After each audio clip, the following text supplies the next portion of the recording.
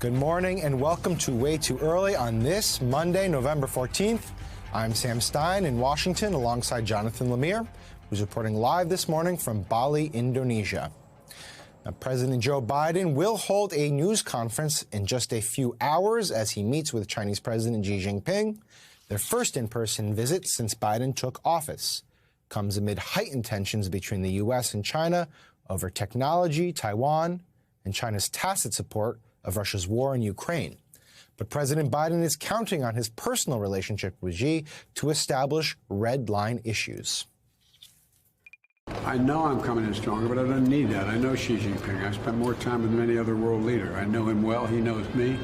There's no, we have very little misunderstanding. We just got to figure out where the red lines are, what are the most important things to each of us going into the next 2 years. And his circumstances changed, to state the obvious, at home. And so we're going to have I think, I've always had straightforward discussion with him. There's never any miscalculation about where each of us stand. And I think that's critically important in our relationship. All right, joining us now live from Bali, Indonesia, the host of Way Too Early, the star of the summit himself, White House Bureau Chief at Politico, Jonathan Lemire. Jonathan, how is it going? First off, what is Biden hoping to get out of this meeting with Xi? What were your impressions of the two coming face-to-face at that bilat? Sam, good to talk to you. Thanks for holding down the fort there in Washington. This is the most important summit of this president's term to this point. Both he and Xi Jinping of China come in emboldened. Xi Jinping just received another 5-year term ahead. The Chinese government, of course, President Biden's party, the Democrats, have held on to the Senate, still have an outside shot at the House. Certainly, he has political wind at his back as well. There's a lot on the agenda here. It's trade, it's economics, it's Taiwan. There doesn't seem to be much in the way of a sense of deliverables, things that will be concrete accomplishments from this meeting here in sweltering Bali, Indonesia. But their meeting at all is seen as a good step. These two superpowers sitting down together for the first time since Biden took office, hoping to avoid another Cold War. And I'd like to bring into the conversation right now here in Bali, Indonesia, step on in, is National Security Council Coordinator for Strategic Communications, John Kirby. Admiral Kirby, thanks for being with us this morning. We just heard very brief introductory remarks from President Biden and President Xi, both stressing the need for cooperation to find some common ground. What could some of those areas of common ground be? Well, I think certainly climate change. I mean, that's something that affects everybody, including China, of course. Better bilateral and even multilateral trade and economic practices. Certainly, terrorism is something that both China and the United States facing around the world. And, of course, the threat of another pandemic. And so global health, food security, even energy security will be on the agenda. So there are obviously a number of flashpoints of tension. What will President Biden's message be today on Taiwan? I think his message is going to be very, very consistent. Jonathan, with what he has said before, what we've said before.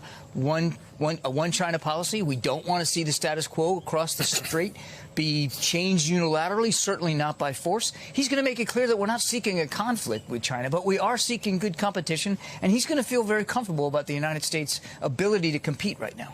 Now, President Biden has said that this relationship should be a competition. He certainly does. He understands it will be a competition, certainly trying to ratchet down some tensions to prevent this from becoming potentially another Cold War.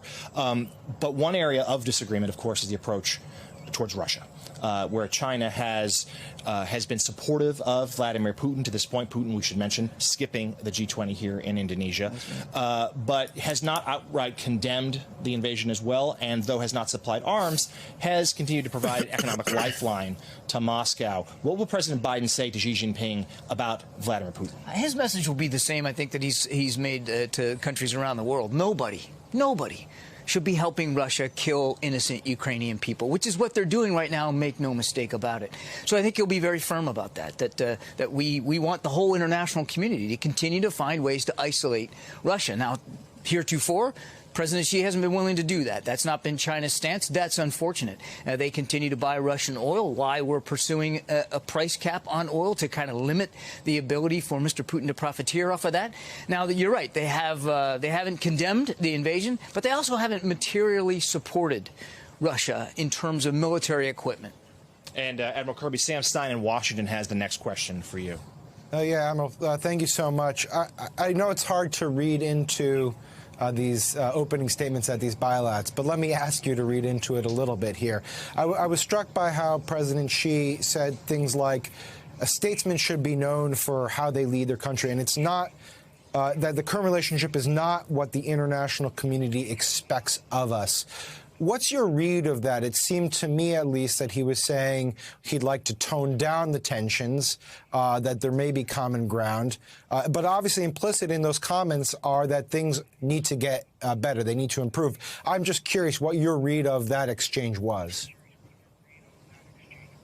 Yeah, I won't speak for President Xi, obviously, or try to characterize his comments. I can tell you that President Biden comes into this meeting very much wanting to have a common set of understandings about a range of issues, issues that we believe we can cooperate with China on, and issues where obviously there's tension, Taiwan, Russia and Ukraine, and of course trade and fair economic practices, as well as freedom of navigation. All these are issues that President Biden wants to raise with President Xi and wants to establish sort of a foundation now for the relationship going forward. Clearly, coming out of the Party Congress, he knows President Xi has now more time in office, and he wants to make sure that we can set a proper foundation for this relationship going forward. The president understands this is the most consequential bilateral relationship in the world, the United States and China, and he wants to make sure that that relationship is properly serving American national security interests.